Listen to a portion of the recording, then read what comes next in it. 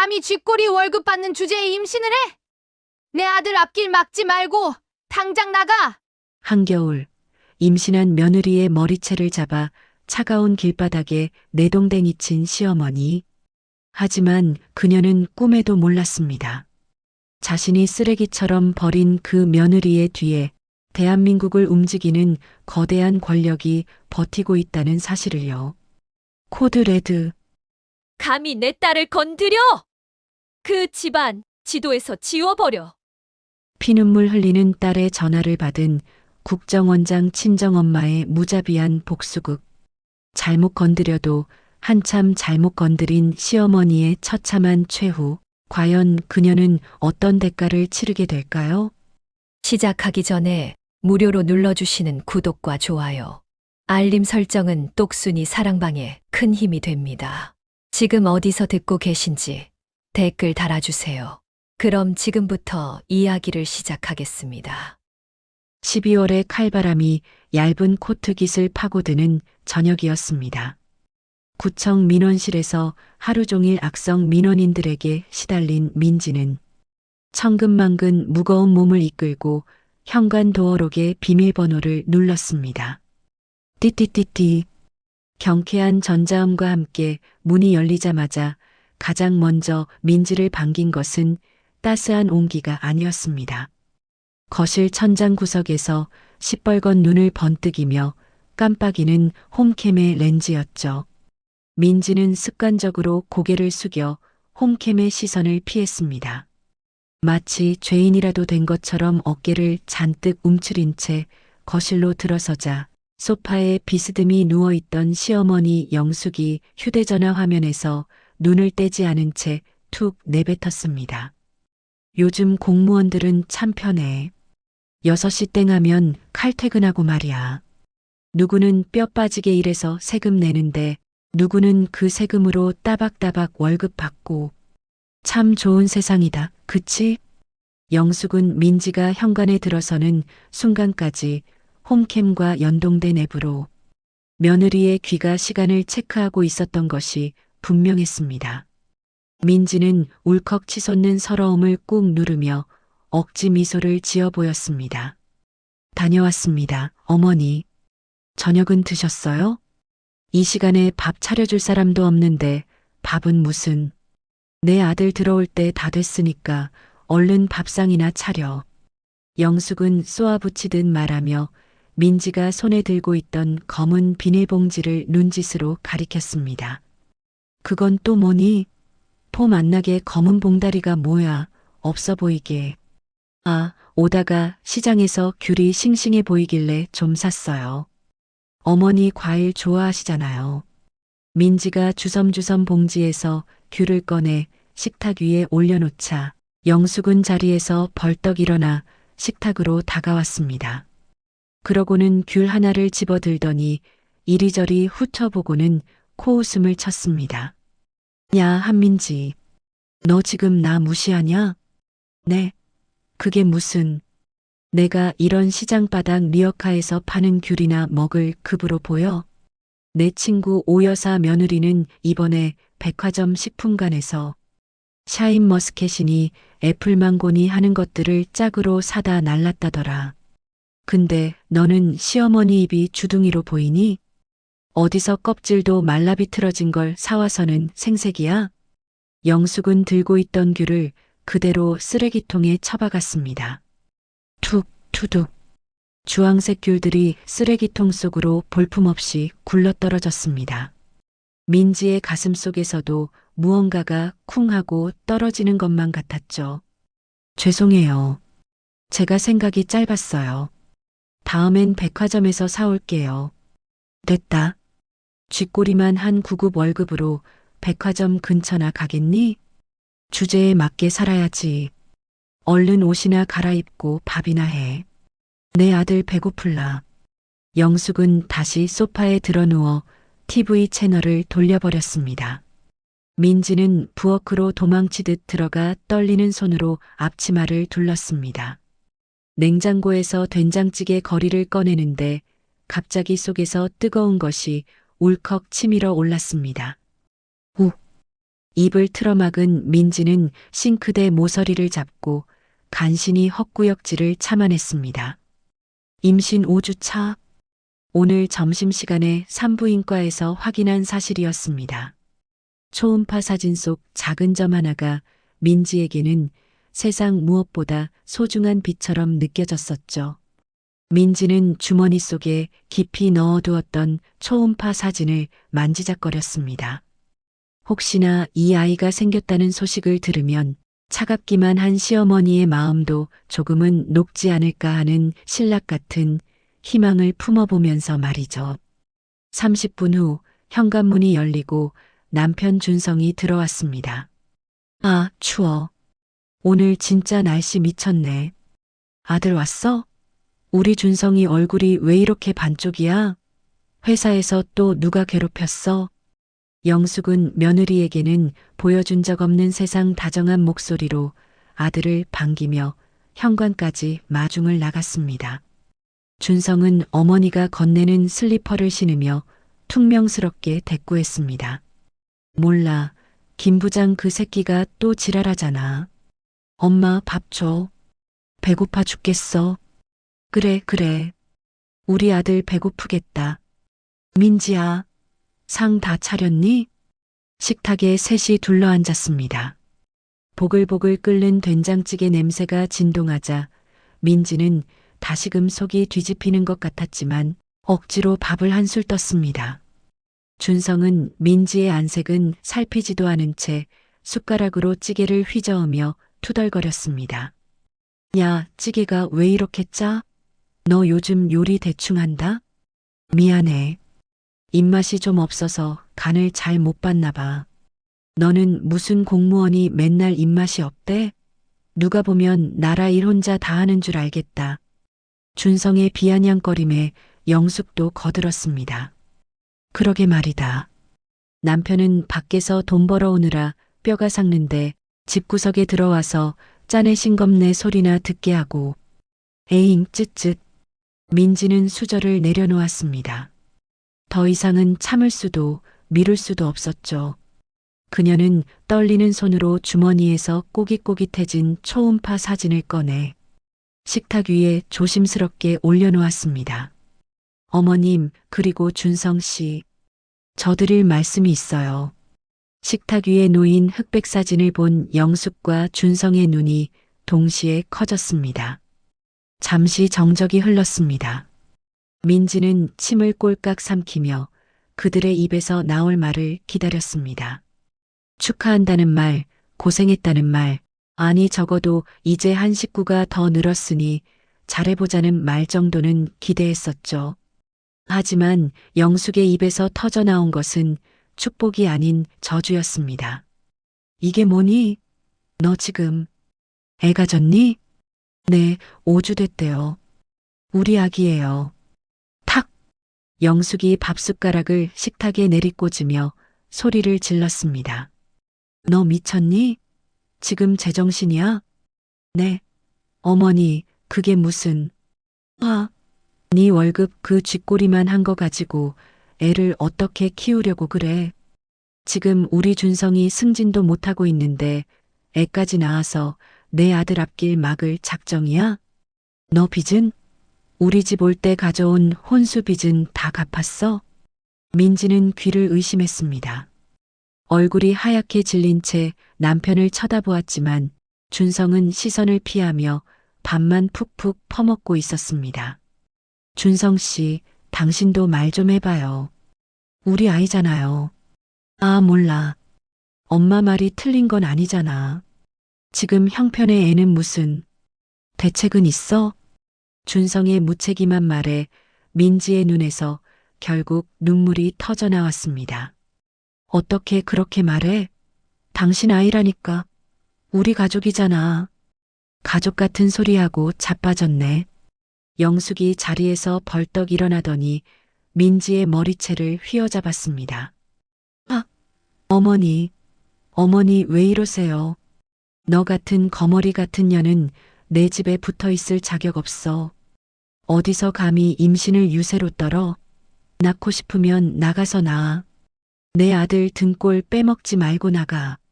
잘못했어요. 아, 어머니 배 아파요.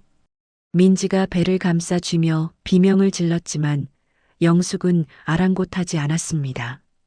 거실 천장에 매달린 홈캠의 붉은 눈은 이 끔찍한 폭력을 소름 끼치도록 조용히 기록하고 있었죠. 영숙은 민지를 질질 끌고 현관으로 향했습니다. 민지의 두 손이 마룻바닥을 긁었지만 건장한 체격에 영숙을 당해낼 수는 없었습니다. 준성은 그저 멍하니 그 광경을 바라보다가 시끄러운 소리가 듣기 싫다는 듯 젓가락을 던지고 방으로 들어가 버렸습니다. 쾅 하고 닫히는 방문 소리가 민지에게는 세상과의 단절처럼 느껴졌습니다. 나가, 당장 나가. 영숙은 현관문을 활짝 열고 민지를 밖으로 내동댕이 쳤습니다.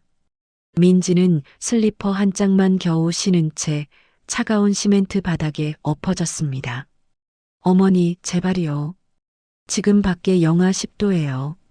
저 겉옷도 안 입었잖아요. 얼어 죽든 말든 내 알 바 아니야. 애 지우고 이혼 도장 찍기 전엔 이 문턱 넘을 생각도 하지 마. 쾅!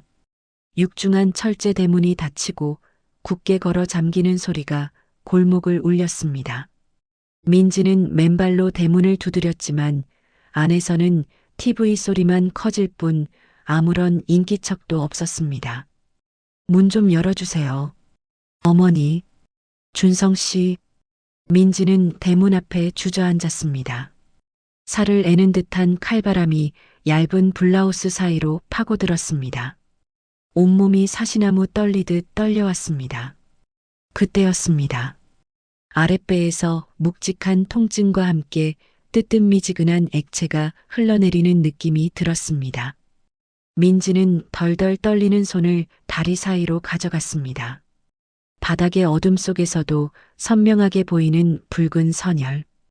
공포가 민지의 뇌리를 잠식했습니다. 내 아이가 위험하다. 안 돼. 안 돼. 민지는 꽁꽁언 손가락으로 주머니 속에 휴대폰을 꺼냈습니다. 액정을 터치하는 손가락 감각이 무뎌져 자꾸만 빗나갔습니다. 그녀는 흐릿해지는 의식을 부여잡고 단축번호 1번을 꾹 눌렀습니다. 뚜루루, 뚜루루. 신호음이 2번 울리기도 전에 상대방이 전화를 받았습니다. 우리 딸, 퇴근했어? 수화기 너머로 들려오는 엄마의 목소리는 평소와 다름없이 차분하고 단단했습니다. 그 목소리를 듣는 순간 민지가 참고 있던 둑이 무너져 내렸습니다. 엄마. 민지야? 너 왜 그래? 무슨 일 있어? 목소리가 왜 이래? 살려줘. 엄마. 나 좀 살려줘. 피가 안 멈춰. 민지의 울음 섞인 비명에 전화기 너머의 공기가 순식간에 바뀌었습니다. 그 시각 대한민국 국가정보원장 집무실. 산더미처럼 쌓인 기밀 서류를 검토하던 민경희 원장은 딸의 전화를 받고 자리에서 벌떡 일어났습니다. 그녀의 눈빛은 더 이상 행정가의 그것이 아니었습니다. 한민지, 너 지금 어디야? 위치 말해. 아니, 말 안 해도 돼. 가만히 있어. 경희는 전화를 끊지 않은 채 책상 위에 비상호출 버튼을 거칠게 눌렀습니다. 집무실 문이 열리고 비서실장이 다급하게 뛰어들어왔습니다. 원장님, 무슨 일이십니까? 코드 레드. 지금 당장 내 딸 위치 추적해서 최단 거리 요원 급파해. 1분이라도 늦으면 다 죽을 줄 알아. 경희의 손에 들린 펜이 뚝 하고 부러져 나갔습니다. 그녀의 서늘한 시선이 창밖의 어둠을 뚫을 듯 번뜩였습니다. 감히 누구 건드린 건지 뼈저리게 후회하게 해주지. 차가운 겨울바람 속에 쓰러진 민지의 위로 엄마의 분노가 서린 밤하늘이 무겁게 내려앉고 있었습니다. 민지를 짐짝처럼 내던지고 대문을 걸어 잠근 영숙은 거실로 돌아오자마자 물티슈를 뽑아 손을 벅벅 닦았습니다. 마치 더러운 오물이라도 만진 사람처럼 인상을 잔뜩 찌푸린 채였죠. 그녀는 소파에 털썩 주저앉으며 휴대폰을 들어 익숙한 번호를 눌렀습니다. 통화 연결음이 두어 번 울리자마자 상대방이 전화를 받았습니다. 오 여사. 나야, 영숙이. 뭐 하긴 방금 알턴 이 하나 뺐지. 속이 다 시원하다야. 영숙은 콧노래라도 부를 기세로 다리를 꼬고 앉아 발을 까딱거렸습니다. 내가 그동안 걔 때문에 얼마나 속 썩었는지 알잖아. 급도 안 맞는 게 들어와서 물 흐리는 거 내가 참느라 보살될 뻔했다니까? 응, 내쫓았어. 임신? 그게 진짜인지 가짜인지 누가 알아? 설사 진짜라고 해도 그 쥐꼬리 월급 받는 며느리 핏줄이 뭐 대단하다고. 내 아들 앞길 막는 혹덩어리지. 영숙의 목소리는 거실 천장에 달린 홈캠 마이크를 통해 고스란히 녹음되고 있었지만 승리감에 도취한 영숙은 그 사실을 까맣게 잊고 있었습니다. 그때 방문이 열리고 준성이 고개를 빼꼼히 내밀었습니다. 엄마, 걔 진짜 갔어? 그래. 갔으니까 나와. 아휴, 내 새끼 놀랐지? 엄마가 다 알아서 처리했으니까 걱정 마. 내일 당장 그 잘난 병원장 딸내미랑 선자리나 알아봐야겠다. 진짜? 그 병원장 집 재산이 수백억이라며? 엄마 최고다 진짜. 준성은 언제 쭈뼛거렸냐는 듯 해벌쭉 웃으며 소파 옆에 앉았습니다. 모자는 쫓겨난 민지가 밖에서 얼어 죽든 말든 상관없다는 듯 TV 예능 프로그램을 보며 낄낄거렸습니다. 그들의 웃음소리가 텅 빈 거실을 기괴하게 채웠습니다. 같은 시각 도심의 한 대학병원 VIP 병동 복도 또각 대리석 바닥을 울리는 구두 소리가 유난히 날카롭게 들렸습니다. 검은 정장을 입은 경호원들이 도열한 가운데 민경희 국정원장이 창백한 얼굴로 걸어오고 있었습니다. 그녀는 평소의 냉철함을 유지하려 애쓰고 있었지만 꽉 쥔 주먹은 부들부들 떨리고 있었죠. 원장님, 이쪽입니다. 비서실장의 안내로 병실에 들어선 경희의 시선이 침대에 고정되었습니다. 산소호흡기를 쓴 채 잠든 민지의 얼굴은 멍투성이었고 손등에는 링거 바늘이 꽂혀 있었습니다. 찢어진 옷 사이로 보이는 앙상한 팔목이 경희의 가슴을 후벼 팠습니다. 환자 상태는 어떻습니까? 경희의 목소리는 지옥에서 올라온 듯 낮고 싸늘했습니다. 주치의가 긴장한 표정으로 차트를 넘기며 대답했습니다. 천만다행으로 태아는 무사합니다. 하지만 산모가 극심한 스트레스를 받았고 하열이 있어 절박 유산기가 보입니다. 타박상도 심하고요. 당분간 절대 안정이 필요합니다. 절대 안정이라. 경희는 잠든 딸의 이마에 맺힌 식은 땀을 손수건으로 조심스럽게 닦아주었습니다. 구급 공무원 하겠다고 고집 피울 때 말리지 못한 자신이 원망스러웠습니다. 평범한 행복을 꿈꾸던 딸에게 돌아온 건 폭력과 모욕뿐이었다는 사실에 경희의 눈동자가 차갑게 식어갔습니다. 비서실장, 네 원장님, 내 사돈이라는 작자들, 아니 이제 남이지. 그 집안에 대해 낱낱이 파헤쳐 돈줄, 인맥, 숨겨둔 여자 하다못해 초등학교 생활기록부까지 먼지 한 톨 남기지 말고 다 털어와. 알겠습니다. 정보팀 가동하겠습니다. 단 법은 지켜. 아주 합법적이고 잔인하게 밟아줘야 하니까. 경희의 명령이 떨어지자마자 비서실장은 어둠 속으로 사라졌습니다. 병실에는 규칙적인 심전도 기계 소리만 남았습니다.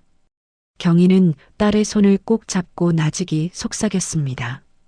민지야, 조금만 기다려. 엄마가 다 되돌려줄게. 피눈물 흘리게 해줄게. 새벽 3시 국정원 별관의 불은 꺼지지 않았습니다. 모니터 수십 대가 웅웅거리는 소리를 내며 돌아가고 있었죠. 요원들의 손가락이 키보드 위에서 춤을 추듯 움직였습니다. 팀장님 찾았습니다.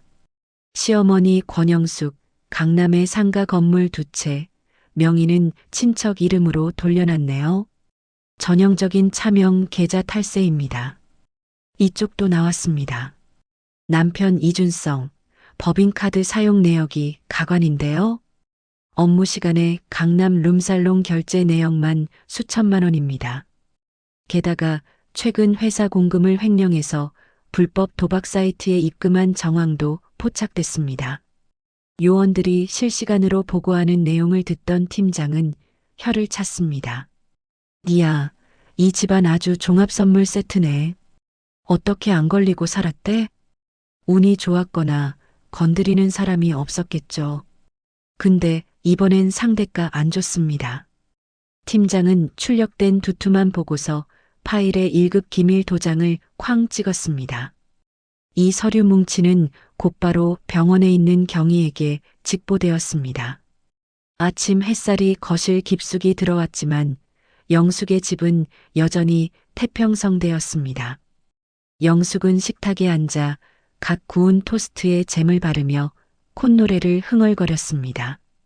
며느리가 없으니 밥 차리는 게 귀찮을 법도 했지만 오히려 눈의 가시가 사라진 해방감이 더 컸던 모양입니다. 아들 일어났어? 오늘 엄마가 백화점 가서 너 양복 한 벌 쫙 뽑아줄게. 주말에 선 보려면 때 빼고 광내야지. 준성은 부스스한 머리를 극적이며 하품을 했습니다. 진짜?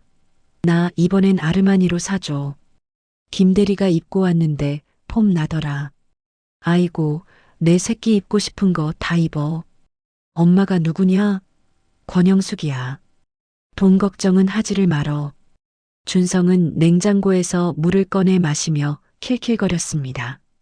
근데 엄마, 민지 걔가 위자료 달라고 소송 걸면 어떡해? 소송? 집까짓 게 돈이 어디 있어서 변호사를 써? 그리고 임신한 거? 그거 다 거짓말일 수도 있어. 위자료는커녕 내가 정신적 피해 보상 청구 안 하는 걸 다행으로 알아야지. 모자는 서로 마주보며 웃음을 터뜨렸습니다.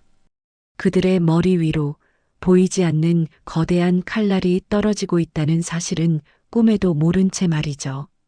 경희는 병실 소파에 앉아 밤새 보고된 서류들을 한 장씩 넘기고 있었습니다.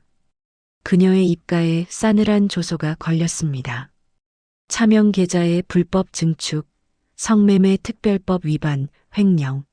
아주 가지가지했군. 경희는 휴대폰을 들어 저장된 번호를 눌렀습니다. 상대는 국세청장이었습니다. 아, 청장님. 접니다. 민경이에요. 네, 잘 지내시죠? 다름이 아니라 저희 정보 라인으로 아주 질 나쁜 탈세 제보가 하나 들어와서요. 네, 액수도 크고 수법도 악질이라 청장님이 직접 챙겨보시는 게 좋을 것 같네요. 자료는 지금 바로 보냅니다. 전화를 끊은 경희는 곧바로 금융감독원장에게 전화를 걸었습니다. 원장님, 오랜만입니다. 네, 저예요. 공직자 가족 비리 관련해서 조사하다가 재미있는 걸 발견해서요. 특정 법인카드 유용이랑 불법 대출 정황인데 이것 좀 신속하게 동결 처리 부탁드립니다. 네, 지금 당장이요. 경희의 목소리는 정중했지만 거역할 수 없는 힘이 실려 있었습니다. 통화를 마친 경희는 창밖을 바라보며 나직이 은조렸습니다. 이제 시작이야. 즐겨. 영숙은 오여사와 팔짱을 끼고 백화점 명품관을 활보하고 있었습니다. 그녀의 어깨는 잔뜩 올라가 있었죠. 어머, 이거 신상이야? 예쁘네. 우리 아들 입히면 딱이겠다. 이거랑 저거랑 다 포장해줘요. 영숙은 거만하게 카드를 내밀었습니다. 점원은 공손하게 카드를 받아 단말기에 꽂았습니다. 하지만 곧 점원의 표정이 당황스러움으로 물들었습니다. 손님, 죄송한데 이 카드가 안 되는데요? 뭐, 그럴 리가 있어? 한도가 얼만데. 다시 해봐요. 점원은 다시 카드를 긁었지만 단말기에서는 삐하는 경고음만 울렸습니다. 저기, 거래 정지라고 뜨는데요? 거래 정지? 내가 카드 값을 안 낸 적이 없는데 무슨 소리야? 기계가 고장 난 거 아니야? 영숙은 얼굴이 불그락푸르락해져서 지갑에 있는 다른 카드를 꺼내 던지듯 내밀었습니다. 이걸로 해. 이게 VVIP 카드니까. 하지만 결과는 마찬가지였습니다. 손님, 이 카드도 거래 정지입니다. 도난 분실이나 금융사고 신고가 접수된 카드라고 뜨는데요. 뭐야? 주변 쇼핑객들이 웅성거리며 영숙을 쳐다보기 시작했습니다. 돈도 없으면서 폼 잡았나 봐. 부도난 거 아니야? 하는 수군거림이 영숙의 귀에 꽂혔습니다. 오 여사마저 슬금슬금 뒷걸음질을 쳤습니다.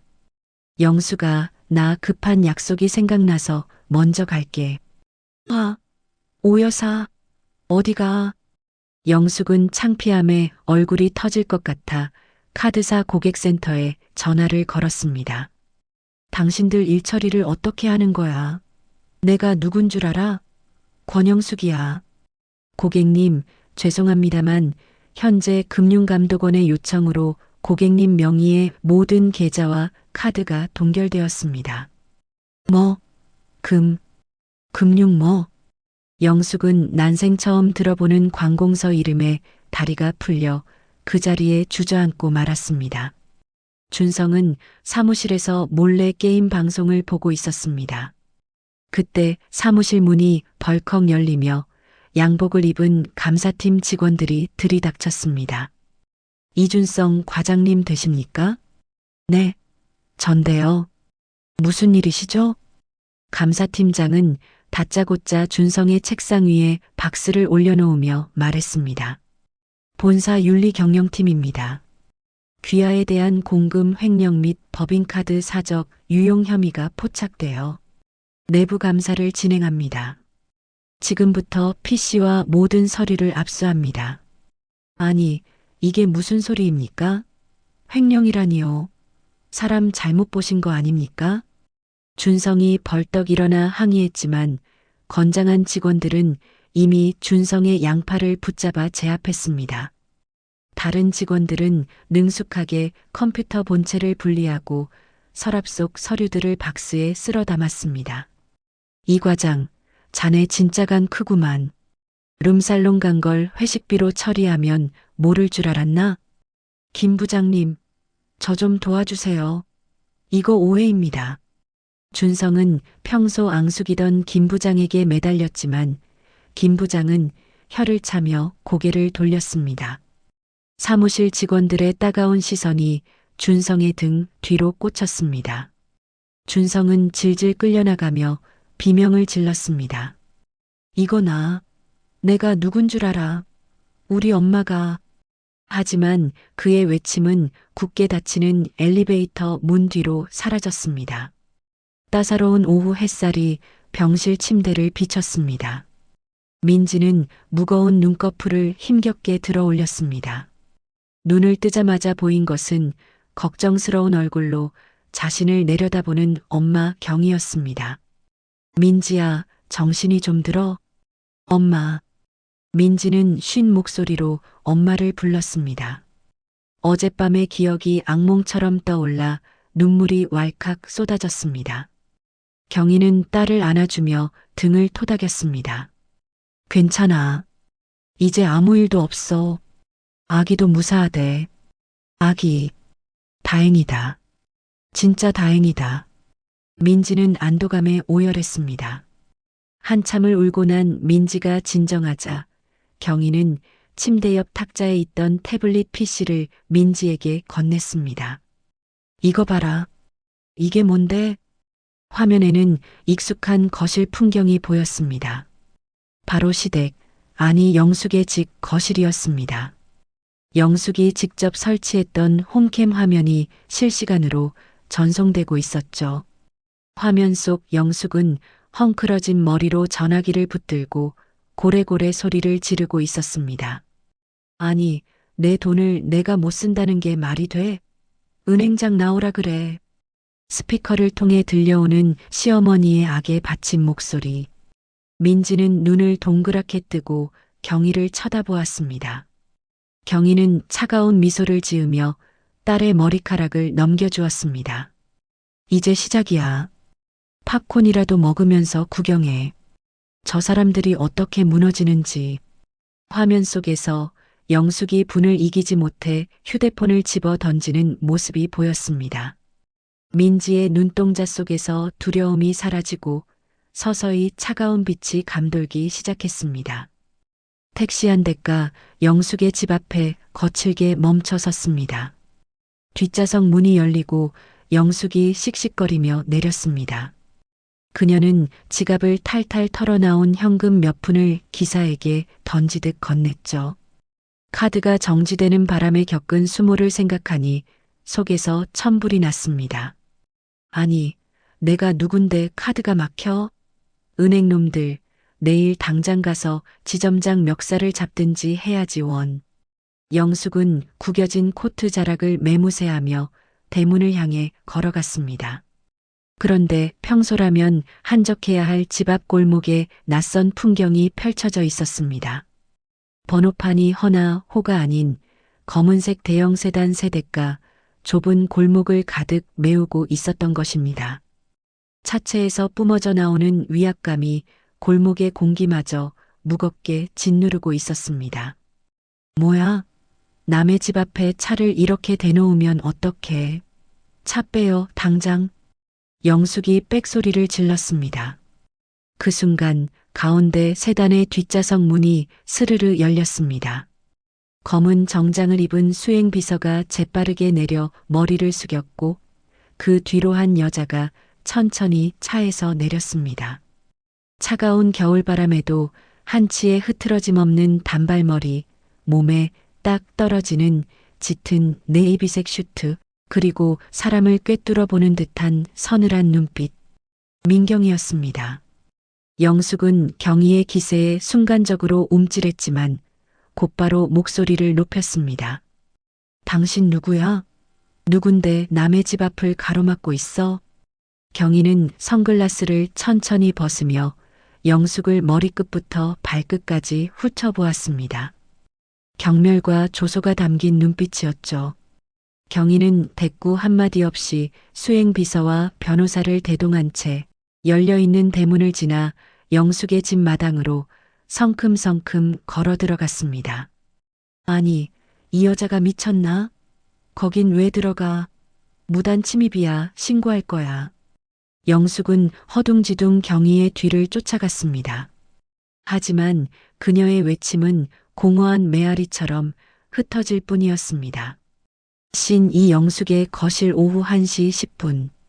경희는 마치 제 집 안방인 양 거실 중앙의 소파 상석에 자리를 잡고 앉았습니다. 다리를 우아하게 꼬고 앉은 그녀의 모습은 영숙의 집 거실을 순식간에 취조실 같은 분위기로 바꾸어 놓았습니다. 뒤따라 들어온 영숙은 헐떡거리는 숨을 몰아쉬며 경희를 노려보았습니다. 당신 뭐하는 여자야?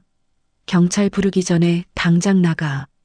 경희는 테이블 위에 올려져 있던 영숙의 명품 가방을 손가락 끝으로 톡 건드렸습니다. 가방이 바닥으로 툭 떨어져 뒹굴었습니다. 내 딸을 내쫓은 대가가 고작 카드 정지라니. 생각보다 너무 싸게 먹혔다고 생각하지 않습니까? 나직하지만 뼈가 시린 목소리였습니다. 영숙은 그제야 눈을 동그랗게 뜨고 입을 딱 벌렸습니다. 뭐, 딸, 그럼 당신이 그 거지 같은 며느리 어미냐? 영숙은 기가 차다는 듯 헛웃음을 터뜨렸습니다. 하? 어이가 없네. 며느리가 시원찮아서 쫓아냈더니 그 어미가 와서 행패야? 가정교육을 어떻게 시켰길래 애가 그 모양이야? 쥐꼬리 월급 받는 주제에 감히 시어머니한테 대들어? 영숙은 삿대질을 하며 경희에게 다가갔습니다. 하지만 경희의 옆에 서 있던 건장한 수행비서가 영숙의 앞을 가로막았습니다. 영숙은 비서의 단단한 가슴팍에 부딪혀 뒤로 주춤 물러났습니다. 이건 또 뭐야? 깡패야? 아주 쌍으로 놀고 있네. 경희는 품 안에서 가죽 명함 지갑을 꺼냈습니다. 그리고 명함 한 장을 뽑아 테이블 위에 탁 소리나게 내려놓았습니다. 눈이 있으면 읽어보시죠. 내가 누군지. 영숙은 코웃음을 치며 명함을 집어들었습니다. 어디서 동네 반장이라도 하나 보지라고 생각하며 명함에 적힌 글자를 읽어내려가던 영숙의 동공이 지진이 난 듯 흔들리기 시작했습니다. 대한민국 국가정보원장 민경희. 영숙은 눈을 비비고 다시 보았습니다. 국가 정보원 장. 그녀의 머릿속이 하얗게 변했습니다. 드라마나 뉴스에서나 보던 그 직함이 눈앞에 있는 여자의 이름과 나란히 박혀 있었습니다. 손이 덜덜 떨리면서 명함이 바닥으로 팔랑거리며 떨어졌습니다. 국정원? 영숙의 목소리가 염소처럼 떨렸습니다. 경희는 싸늘한 미소를 지으며 입을 열었습니다. 내 딸 민지가 받는 구급 월급이 쥐꼬리라면 탈세와 불법 사채로 불린 당신의 그 더러운 재산은 범죄 수익이라고 부르는 겁니다. 사돈. 아니, 그게. 영숙은 입이 얼어붙은 사람처럼 말을 잇지 못했습니다. 다리에 힘이 풀려 그 자리에 주저앉을 뻔했죠. 경희가 몸을 앞으로 숙이며 영숙의 눈을 똑바로 응시했습니다. 내 딸 머리채 잡고 내쫓을 땐 이 정도 각오는 했어야지. 안 그래? 신3 같은 시각, 현관 오후 1시 20분. 그때 현관 도어록이 풀리는 소리와 함께 문이 벌컥 열렸습니다. 준성이 헝클어진 머리와 풀어헤친 넥타이 차림으로 비틀거리면 들어왔습니다. 손에는 회사에서 짐을 싼 박스가 들려 있었습니다. 엄마, 나 회사 잘렸어. 감사팀 새끼들이 들이닥쳐서. 준성은 거실의 살벌한 분위기를 감지하고 말을 멈췄습니다. 낯선 여자와 검은 정장의 사내들이 어머니를 포위하듯 서 있는 광경에 준성은 박스를 떨어뜨렸습니다. 당신들 뭐야? 우리 엄마한테 무슨 짓이야? 준성이 소리를 지르며 달려들려 하자 경희의 눈짓을 받은 변호사가 서류 봉투 하나를 준성의 얼굴을 향해 던졌습니다. 퍽! 봉투가 준성의 가슴을 맞고 터지면서 사진 수십 장이 바닥에 흩뿌려졌습니다.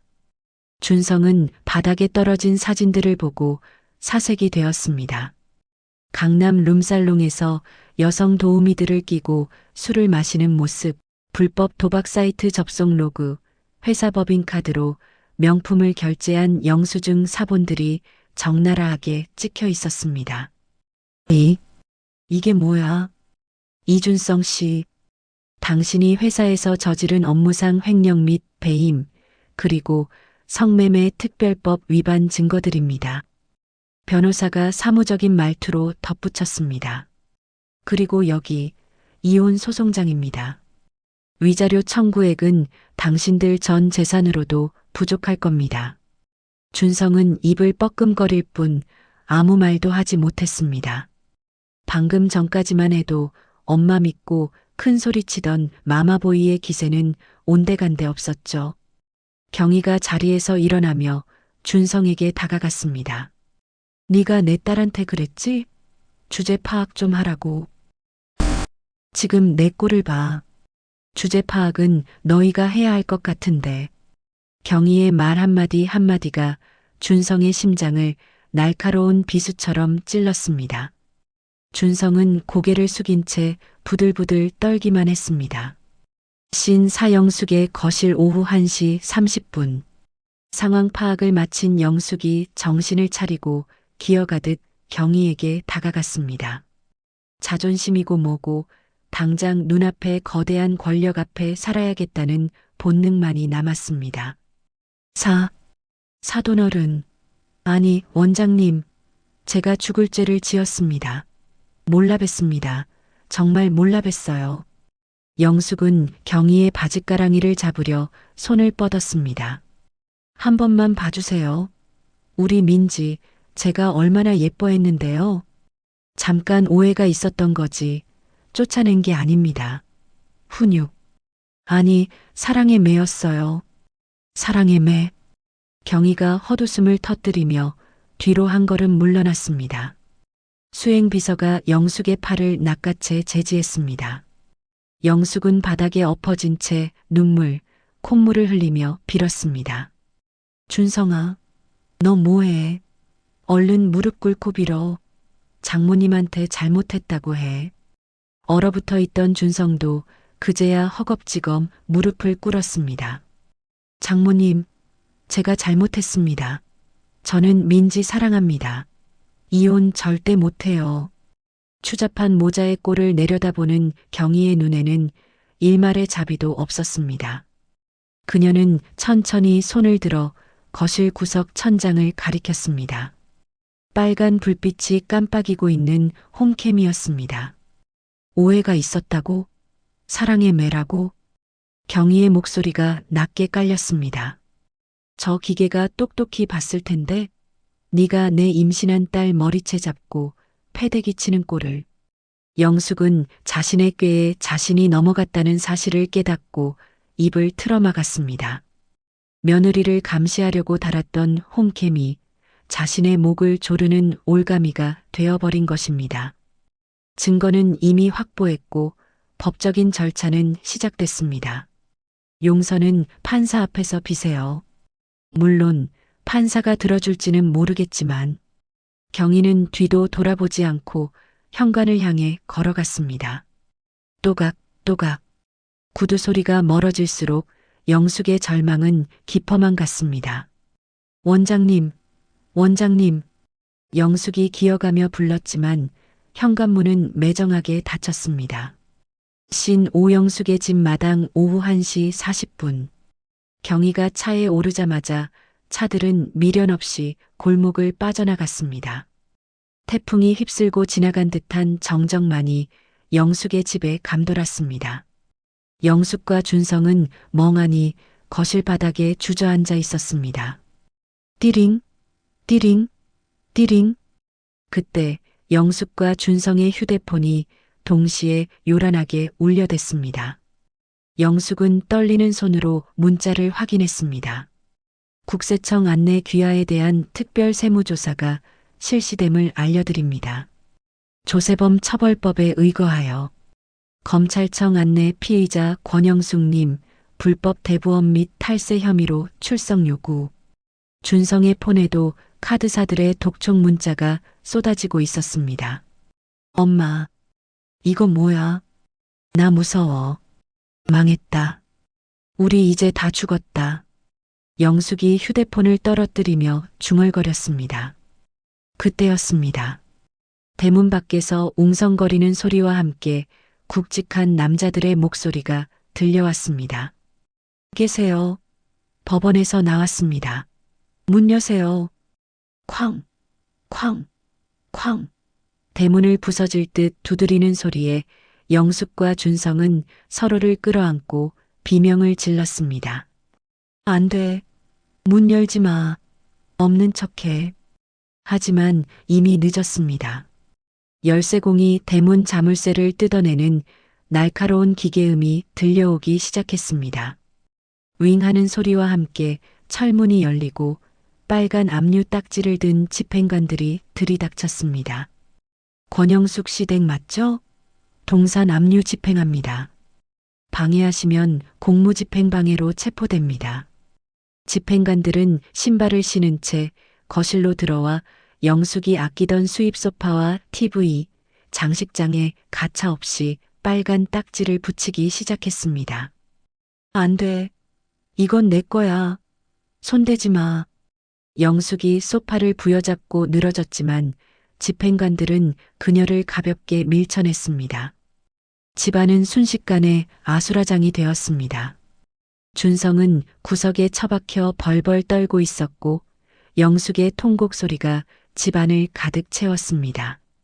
며느리를 내쫓은 지 불과 하루 만에 그들이 쌓아 올린 모래성은 파도 앞에 모래성처럼 허무하게 무너져 내리고 있었습니다. 하지만 이건 시작에 불과했습니다. 진짜 지옥은 아직 문도 열리지 않았으니까요. 자, 여기도 붙여. 빠짐없이 다 확인해. 탁, 탁, 탁. 경쾌하기까지 한 소리가 영숙의 집을 점령했습니다. 붉은색 압류 딱지가 소파, 냉장고, TV, 심지어 영숙이 애지중지하던 수입산 크리스털 꽃병에도 흉물스럽게 붙었습니다. 국세청 조사관들과 법원 집행관들이 합동으로 들이닥친 집안은 그야말로 난장판이었습니다. 안 돼. 이건 안 돼. 이 도자기 내가 이태리 여행 가서 얼마나 어렵게 사온 건데. 영숙은 거실 장식장을 가로막고 두 팔을 벌려 버텼습니다. 머리는 산발이었고 눈은 퀭했습니다. 어제 한숨도 못 잔 몰골이었죠. 국세청 조사팀장이 싸늘한 표정으로 영숙에게 다가갔습니다. 권영숙 씨, 지금 공무집행 방해하시는 겁니까? 탈세 혐의 액수만 수십억입니다. 협조 안 하시면 체포영장 청구할 수도 있습니다. 탈세라니요. 난 꼬박꼬박 세금 냈어요.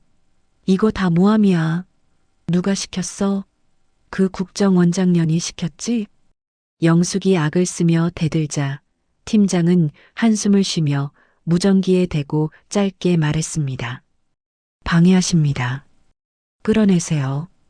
곧바로 건장한 조사관 2명이 영숙의 양팔을 잡아 질질 끌어냈습니다. 영숙은 바닥에 대자로 뻗어 통곡했습니다. 아이고, 내 팔자야. 내가 무슨 죄를 지었다고 이 난리야. 민지야, 너 시어머니한테 이러는 거 아니다. 천벌 받는다. 구석에 쭈그리고 앉아있던 준성은 어머니의 비명에도 고개조차 들지 못했습니다. 그의 손에는 회사에서 날아온 징계예고 통지서와 손해배상 청구 소송장이 구겨진 채 들려 있었습니다. 어머니, 비켜보세요. 여기 뭐 있는 것 같은데요? 검찰 수사관들이 안방 침대를 드러내자 바닥장판 밑에서 묵직한 철제 금고가 드러났습니다. 영숙의 눈이 튀어나올 듯 커졌습니다. 저건 영숙의 목숨줄이나 다름없는 비밀 금고였습니다. 안 돼. 그건 안 돼. 내 노후 자금이야.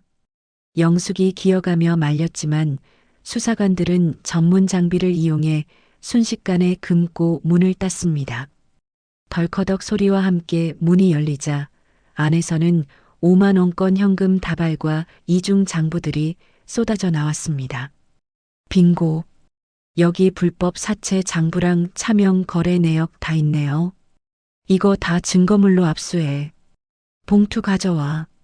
수사관들이 현금과 장부를 투명한 증거물 봉투에 쓸어 담았습니다.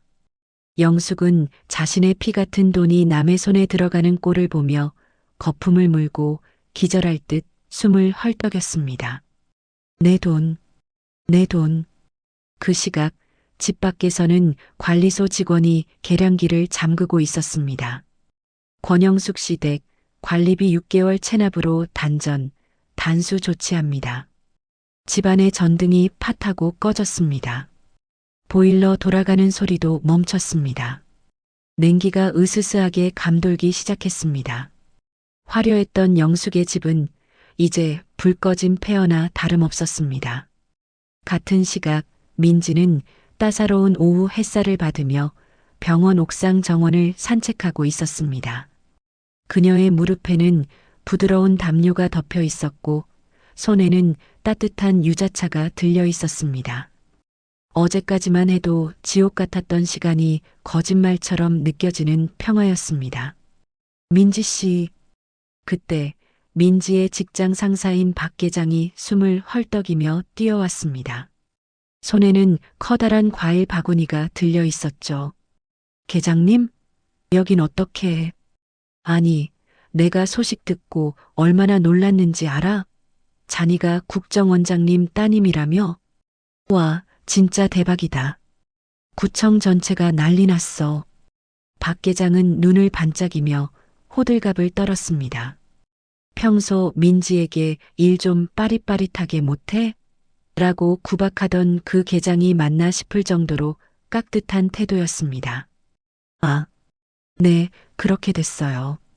그동안 내가 좀 섭섭하게 했던 거 있으면 다 잊어줘. 응? 내가 원래 속정이 깊어서 잔소리한 거 알지? 아, 그리고 이거 구청장님이 특별히 보내신 거야. 민지는 계장의 태세 전환이 씁쓸하면서도 한편으론 우스웠습니다. 권력이라는 게 참 무섭다는 걸 새삼 실감했죠. 그때 민지의 휴대폰이 울렸습니다. 발신자는 엄마였습니다. 네, 엄마. 민지야, 지금 TV 좀 틀어볼래? 뉴스 채널. 민지는 벤치에 앉아 휴대폰 DMB를 켰습니다.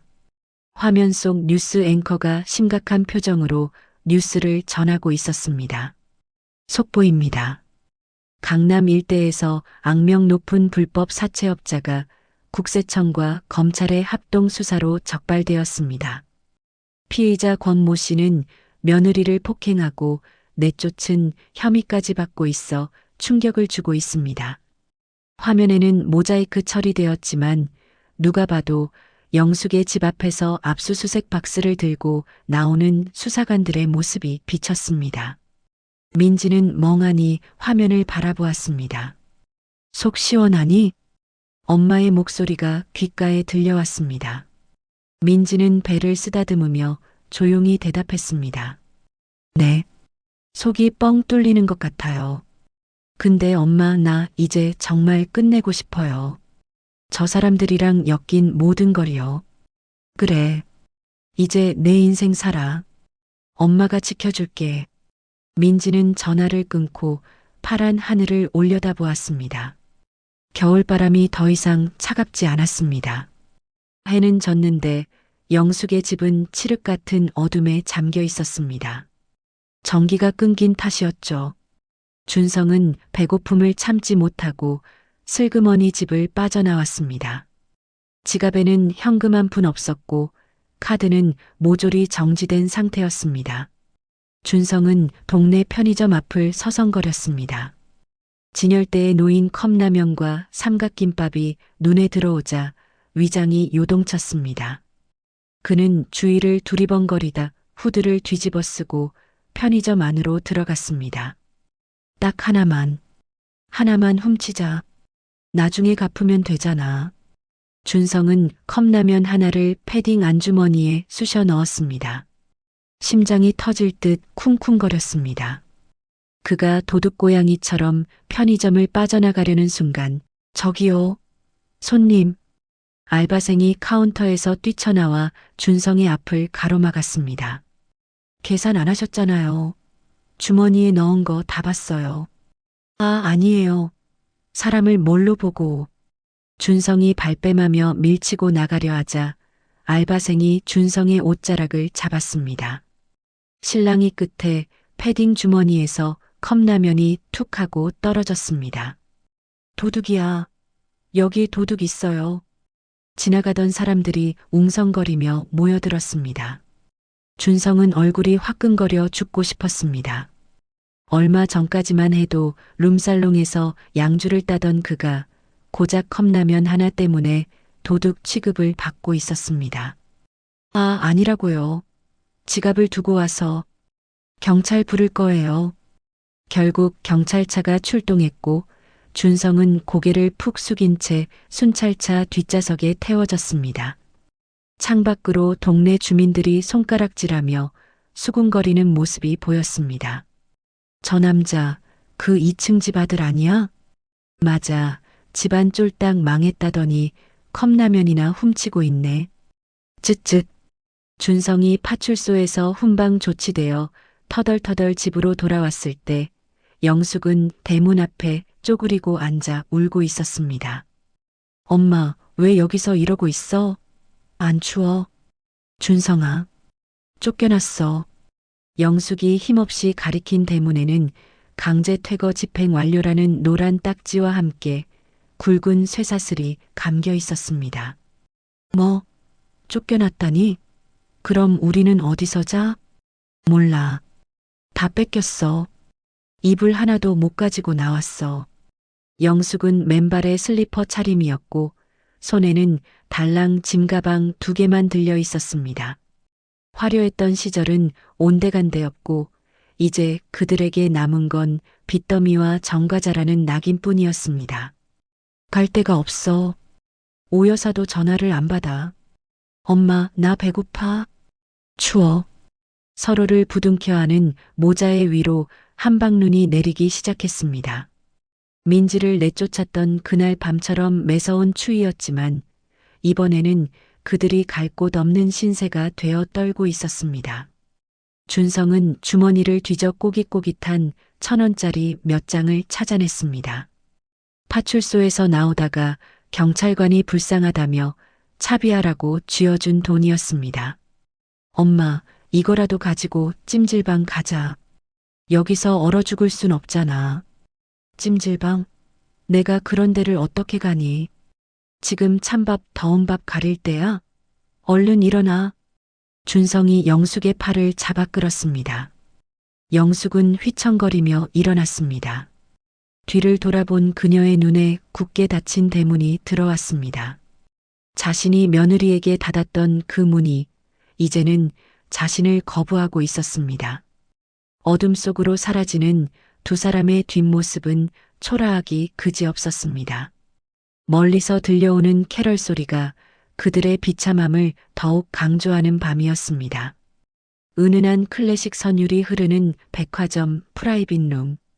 푹신한 벨벳 소파에 앉은 민지는 눈앞에 펼쳐진 광경이 믿기지 않는다는 듯 얼떨떨한 표정이었습니다. 테이블 위에는 최고급 유기농 면으로 만든 베네 저고리, 아기 신발, 딸랑이 세트가 산더미처럼 쌓여 있었죠. 원장님 그리고 따님. 이쪽은 이번 시즌 신상으로 들어온 이탈리아 수입 유모차입니다. 핸들링이 예술이죠. 한번 밀어보시겠어요? 지점장이 직접 나와 허리를 90도로 굽히며 안내했습니다. 경희는 우아하게 찻잔을 내려놓으며 유모차를 쓱 훑어보았습니다. 튼튼해 보이긴 하네. 민지야, 어때? 마음에 들어? 엄마, 이거 너무 비싸 보여. 그냥 평범한 걸로 해도 되는데. 무슨 소리야? 내 첫 손주인데 최고로 해줘도 모자라. 지점장, 여기 있는 거 라인별로 다 포장해서 집으로 보내줘요. 네, 알겠습니다. 원장님, 최고의 서비스로 모시겠습니다. 지점장이 입이 귀에 걸려 부산을 떠는 사이 민지는 배를 쓰다듬으며 수줍게 웃었습니다. 지난 일주일은 꿈만 같았습니다. 지옥 같았던 시댁에서의 기억이 서서히 희미해지고 그 자리에 따뜻한 사랑이 채워지고 있었으니까요. 쇼핑을 마치고 라운지에 단둘이 남았을 때 경희가 가방에서 두툼한 서류 봉투와 통장을 꺼내 민지 앞으로 밀었습니다. 이게 뭐야? 변호사가 정리한 거야. 그 집안 재산 처분한 거랑 준성이 놈 퇴직금 압류한 거 합쳐서 위자료 명목으로 받아낸 돈이야. 그리고 이건 엄마가 주는 출산 선물. 민지가 통장을 열어보자 찍혀 있는 0의 개수가 눈을 의심케 했습니다. 엄마, 이건 너무 과해. 나 돈 필요 없어. 너 얻어. 네가 그동안 고생한 거에 비하면 껌값도 안 돼. 이 돈으로 네가 하고 싶은 거 하면서 살아. 누구 눈치도 보지 말고. 민지의 눈시울이 붉어졌습니다. 고마워, 엄마. 나 이 돈 좋은 데 쓸게. 나처럼 혼자 아이 키우는 엄마들 돕는 재단 만들고 싶어. 그래, 우리 딸 장하다. 내 뜻대로 해. 경희는 딸의 손을 꼭 잡았습니다. 창밖으로 내리쬐는 오후 햇살이 모녀를 따뜻하게 감싸 안았습니다. 같은 시각 도심 외곽의 허름한 24시 찜질방. 퀴퀴한 땀 냄새와 눅눅한 공기가 가득 찬 수면실 구석에 영숙과 준성이 웅크리고 있었습니다. 영숙은 찜질복 바지가 해져 있었고 머리는 떡이 져 며칠째 감지 못한 티가 역력했습니다. 엄마, 배고파. 뭐 좀 사줘. 준성이 힘없는 목소리로 칭얼거렸습니다. 사 먹을 돈이 어디 있어.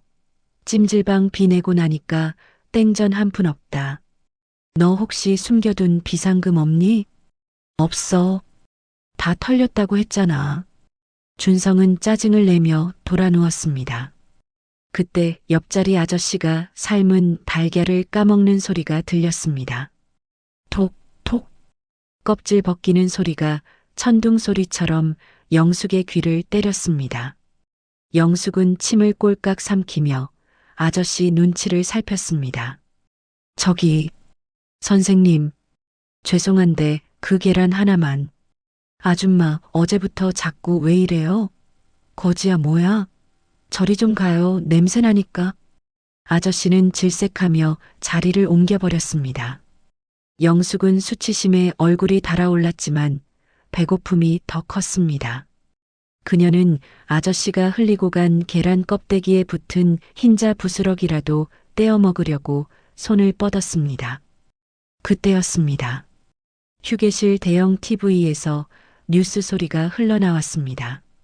오늘 오후 국가정보원장 민경희 씨가 딸 한민지 씨와 함께 미혼모 지원 행사에 참석해 10억 원을 기부했습니다.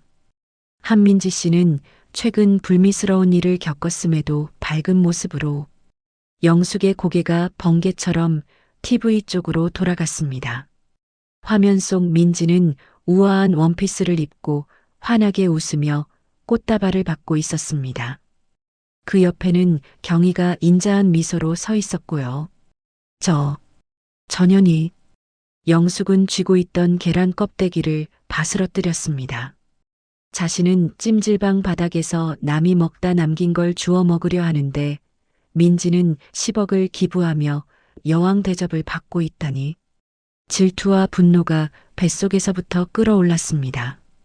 준성아, 일어나봐. 저거 봐.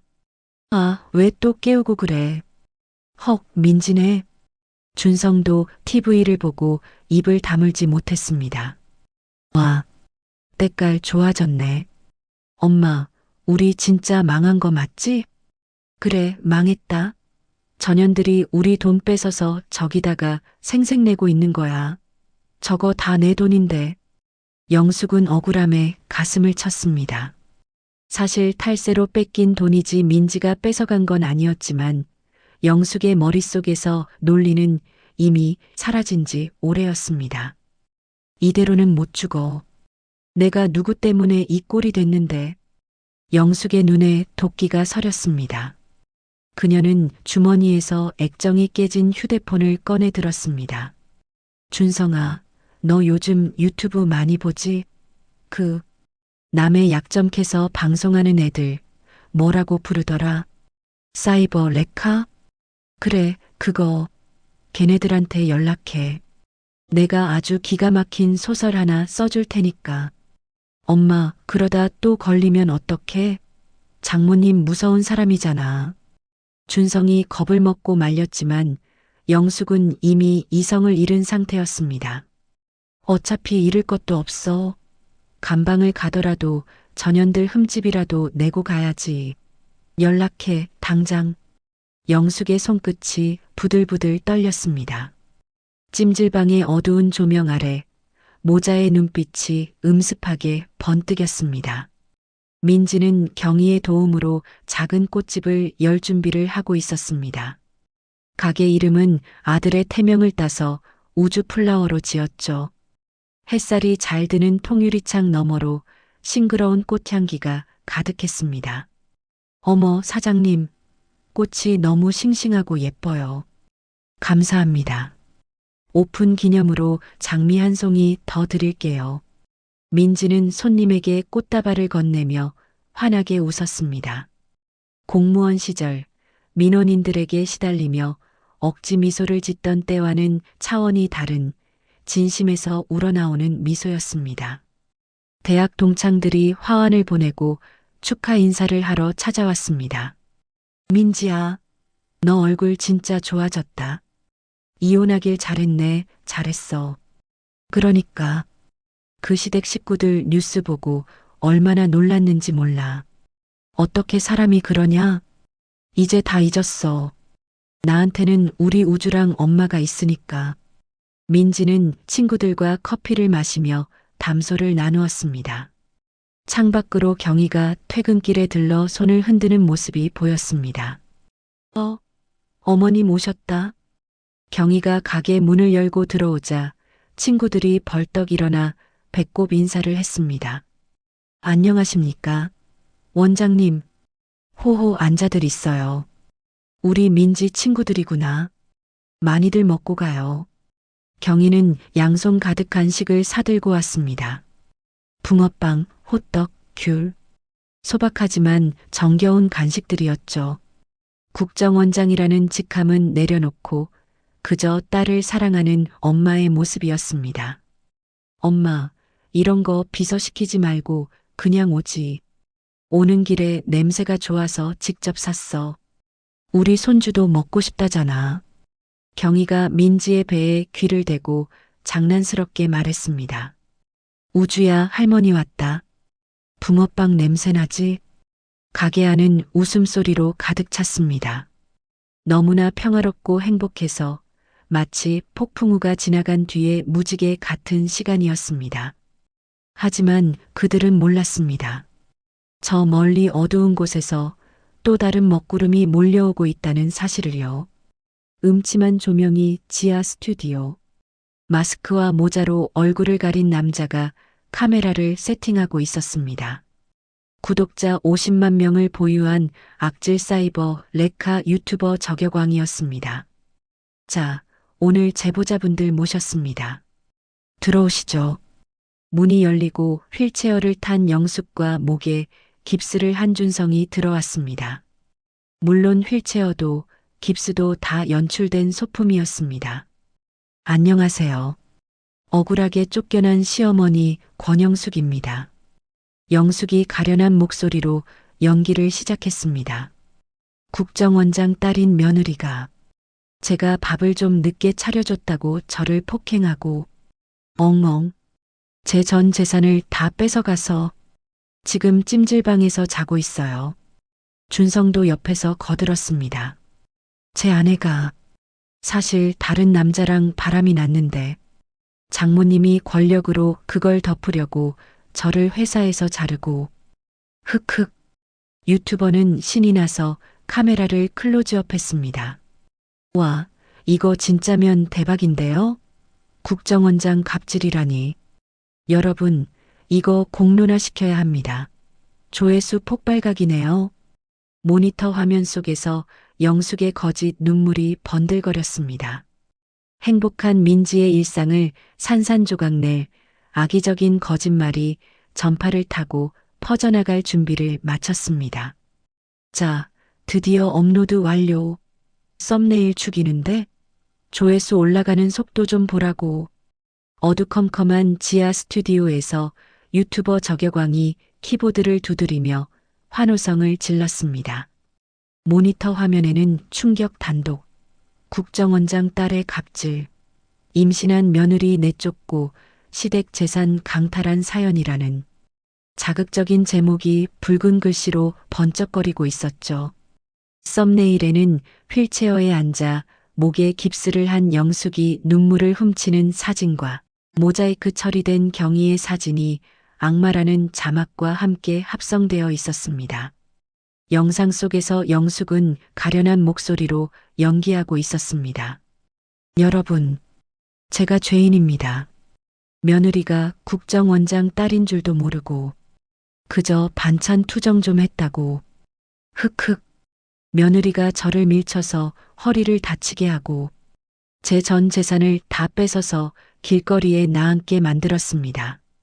옆에 앉은 준성도 마스크를 쓴 채 거들었습니다. 제 아내가 사실 다른 남자랑 바람이 났는데 장모님이 권력으로 그걸 덮으려고 저를 회사에서 자르고 성매매 누명을 씌웠습니다. 저희는 힘없는 서민이라 당할 수밖에 없었습니다. 영상을 지켜보던 영숙과 준성은 서로를 쳐다보며 킬킬거렸습니다. 방금 전까지 카메라 앞에서 짰던 눈물은 온데간데 없었죠. 엄마, 연기 대상감인데? 나 진짜 엄마 우는 줄 알았어. 얘는 내가 왕년에 연극 좀 했잖니. 야, 댓글 좀 읽어봐. 반응 어때? 준성이 모니터에 코를 박고 댓글을 읽어 내려갔습니다. 대박이야. 국정원장이 깡패냐. 며느리 신상 털어라. 시어머니 불쌍해서 어떡해. 와, 여론이 완전히 우리 편이야. 그렇지. 내가 뭘 했어? 사람은 감성에 약하다고 했지? 이제 전현들은 끝났어. 합의금으로 한 50억 부를까? 영숙은 벌써 동방석에 앉은 사람처럼 입맛을 다시며 김칫국을 마셨습니다. 유튜버 저격왕도 옆에서 거들었습니다. 어머님, 이 정도 화력이면 내일 뉴스에도 나옵니다. 제가 2탄도 준비해뒀으니까 합의금 받으시면 저한테도 뽀찌 좀 두둑하게 챙겨주셔야 합니다. 아이고, 당연하지. 우리 선생님 덕분인데 반반 나눠도 모자라지. 세 사람은 어두운 지하실에서 악마의 거래를 자축하며 캔커피를 부딪혔습니다. 그들의 웃음소리가 음습하게 울려 퍼졌습니다. 평화롭던 꽃집에 난데없이 돌멩이 하나가 날아들었습니다. 쨍그랑 유리창이 깨지는 날카로운 소리에 꽃을 다듬던 민지가 비명을 지르며 주저앉았습니다. 야, 뭐야? 깨진 유리 파편 사이로 종이에 싼 돌멩이가 굴러들어왔습니다. 종이를 펼쳐보니 빨간 매직으로 쓴 섬뜩한 글씨가 적혀 있었습니다. 갑질려 죽어라. 천벌 받을련. 사장님, 괜찮으세요? 아르바이트생이 놀라서 달려왔지만 민지는 사시나무 떨듯 떨고 있었습니다. 그때 가게 전화가 미친 듯이 울리기 시작했습니다. 따르릉, 따르릉. 여보세요? 아, 너지? 네가 시어머니 내쫓은 페륜아지? 임신한 척하면서 남편 돈 뜯어내니까 좋냐? 수화기 너머로 입에 담지 못할 욕설이 쏟아져 나왔습니다. 민지는 황급히 전화를 끊었지만 이번엔 휴대폰이 울렸습니다. 모르는 번호들의 부재중 전화가 수백 통씩 찍히고 SNS에는 악플 알람이 폭주하고 있었습니다.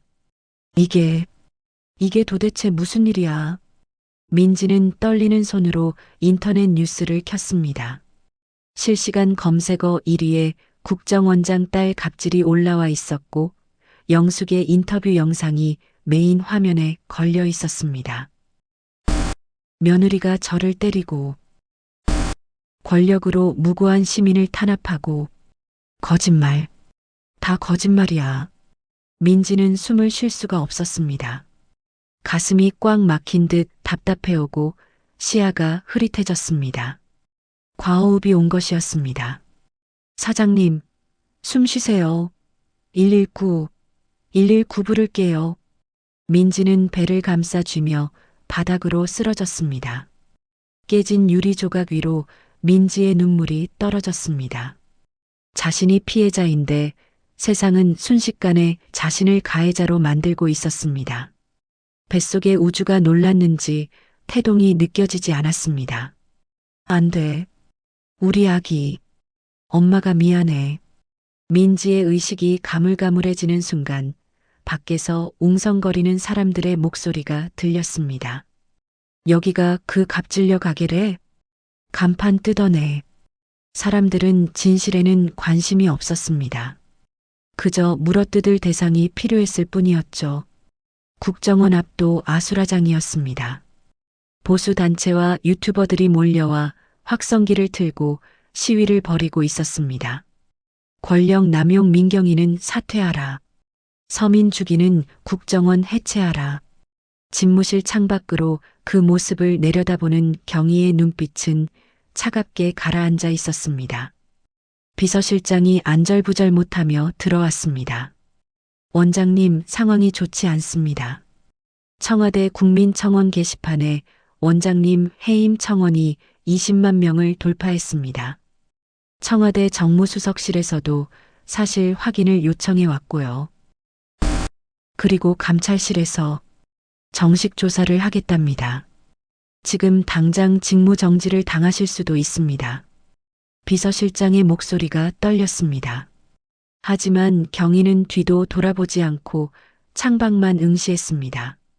민지는?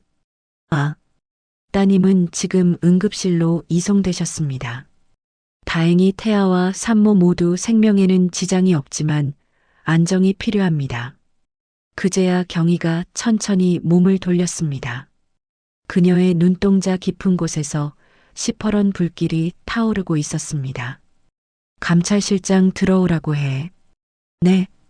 그리고 사이버 수사팀 말고 4개인 TF팀 소집해.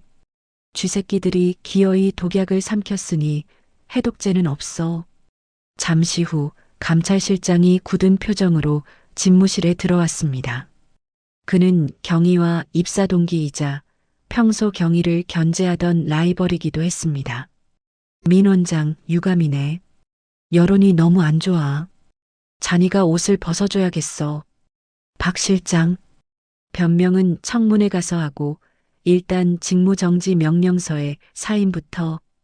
경희가 책상 서랍에서 USB 하나를 꺼내 책상 위로 던졌습니다. 이거 보고도 그런 소리 나오나 보자. 감찰실장이 의아해하며 USB를 노트북에 꽂았습니다. 화면에 뜬 것은 영숙의 금융거래 내역과 통화 녹취록, 그리고 준성의 성매매 업소 출입 CCTV였습니다. 이건 이미 다 아는 내용 아닌가? 아니, 파일 날짜를 봐. 어제 날짜로 녹음된 파일이 하나 더 있을 거야. 감찰실장이 파일을 클릭했습니다.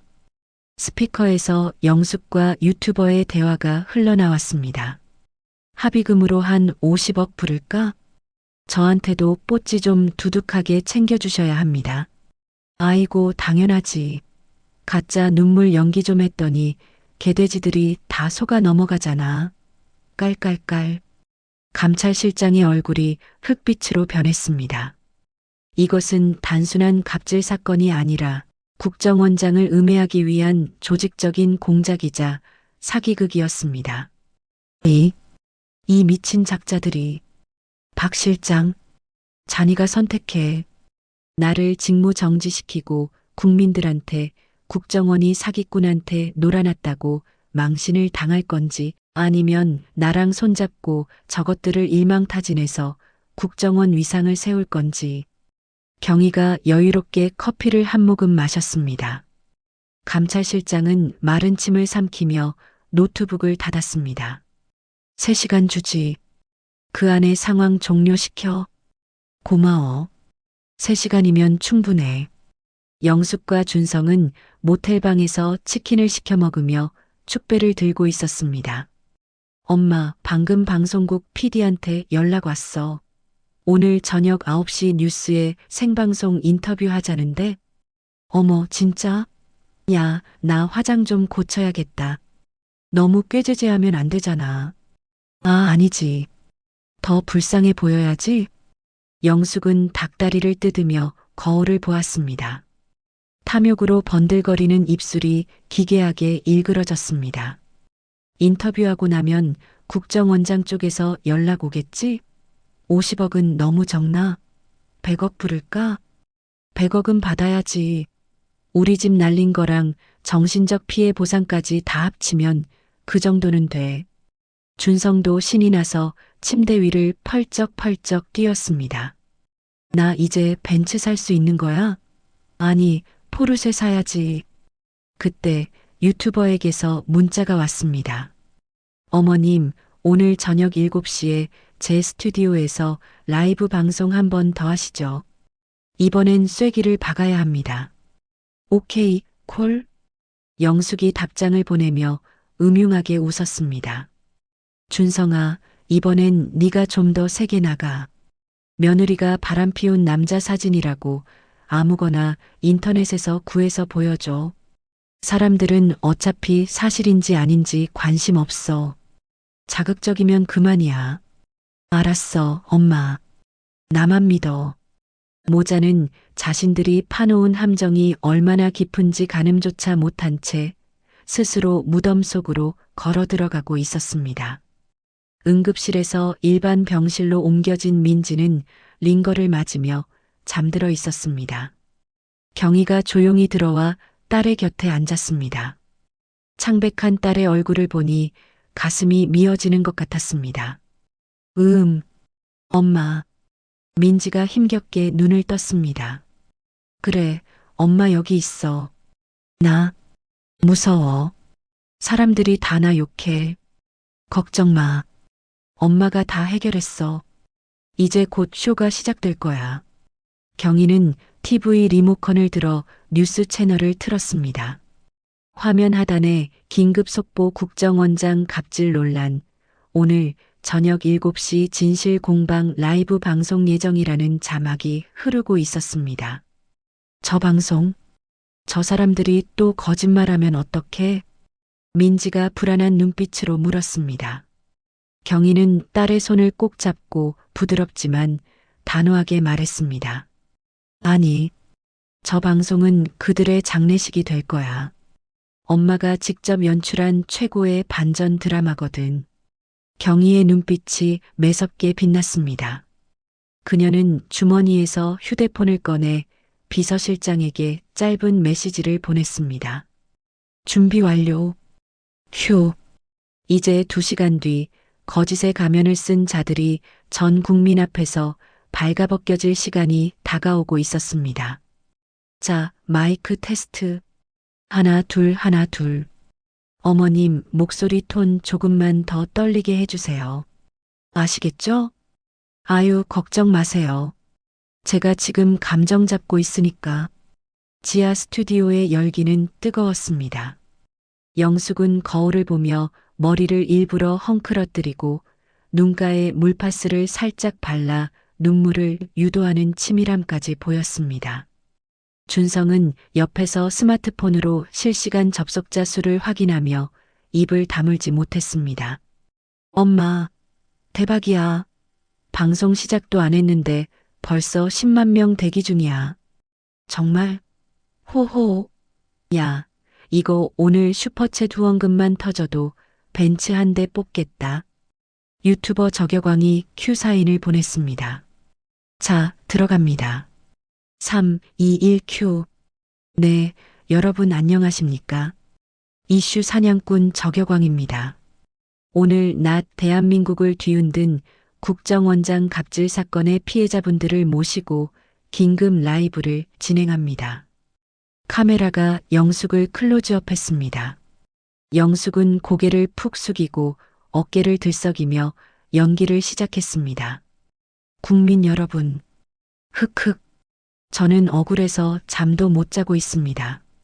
며느리가 국정원장 딸이라는 이유로 시어머니인 저를 짐승 취급하고 실시간 채팅창은 민경이 사퇴하라, 갑질녀 구속하라, 시어머니 힘내세요 등의 댓글로 도배가 되었습니다. 준성이 비장한 표정으로 마이크를 잡았습니다. 제 아내는 결혼 생활 내내 저를 무시했습니다. 심지어 뱃속의 아이도 제 아이가 아닐 수 있다는 의심이 듭니다. 제가 유전자 검사를 요구하자 장모님이 국정원 요원들을 시켜 저를 감금하고 폭행했습니다. 물론 새빨간 거짓말이었습니다. 하지만 자극에 굶주린 시청자들은 열광했고 후원금이 팡팡 터지는 효과음이 스튜디오를 가득 채웠습니다.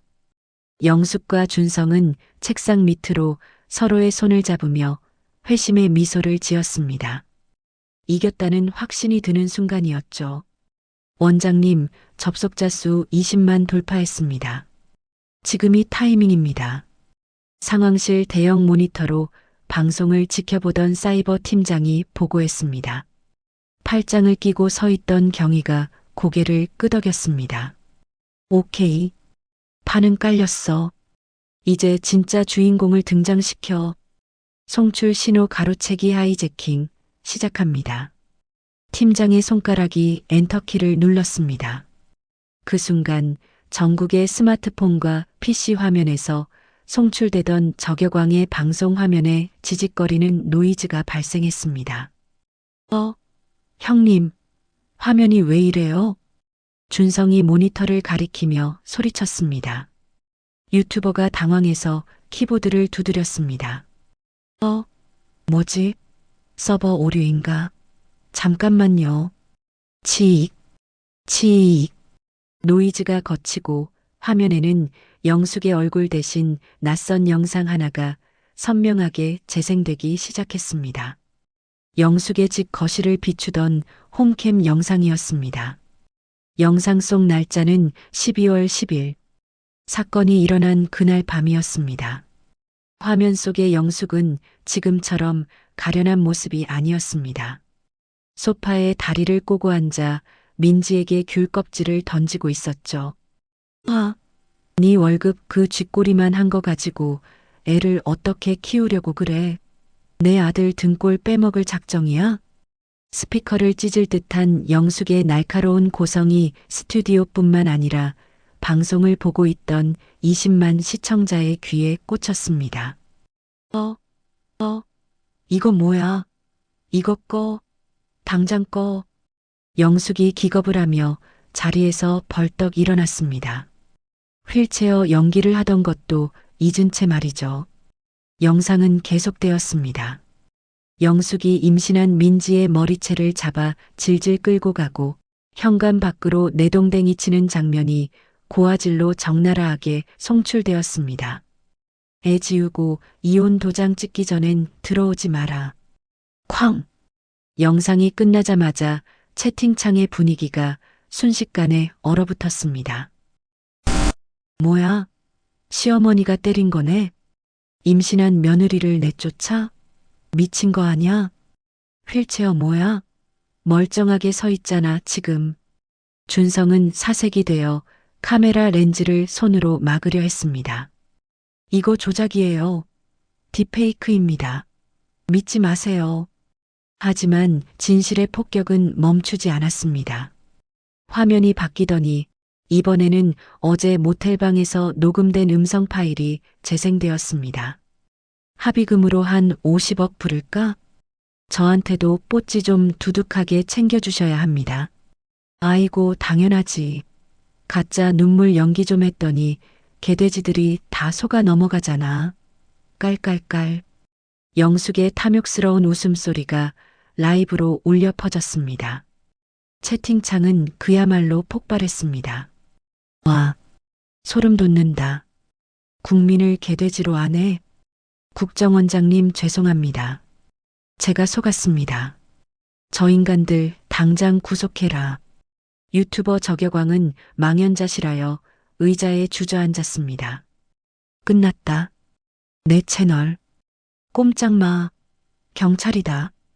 쾅. 스튜디오의 철문이 부서져라 열리고 무장한 경찰 특공대와 사이버 수사대 요원들이 들이닥쳤습니다. 손들어. 방송 장비에서 손 떼. 준성은 겁에 질려 책상 밑으로 기어들어 가려다 형사에게 뒷덜미를 잡혀 끌려 나왔습니다. 저 아니에요. 엄마가 시켰어요. 영숙은 카메라 앞으로 달려가 무릎을 꿇었습니다.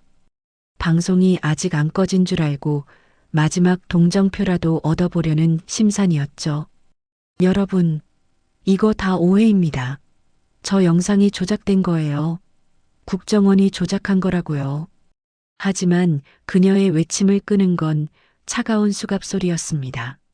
철컥. 권영숙 씨. 정보통신망법상 허위사실 유포, 명예훼손, 그리고 특수협박 혐의로 긴급 체포합니다. 당신은 묵비권을 행사할 수 있고 형사가 미란다 원칙을 고지하며 영숙의 손목을 꺾어 수갑을 채웠습니다. 이거 내가 누군 줄 알아. 나 억울해. 사돈 어딨어. 영숙의 추한 발악이 전 국민에게 생중계되었습니다. 유튜버 저격왕 역시 컴퓨터 본체를 끌어안고 버티다 테이저건의 경고음을 듣고서야 순순히 손을 내밀었습니다. 방송 꺼, 당장 꺼. 경찰이 방송 송출을 강제로 중단시키면서 화면은 검은색으로 변했습니다. 하지만 이미 20만 명이 넘는 목격자가 있었고 녹화된 영상은 순식간에 인터넷 커뮤니티로 퍼져나가고 있었습니다. 엄마. 민지는 입을 틀어막은 채 TV 화면에서 눈을 떼지 못했습니다.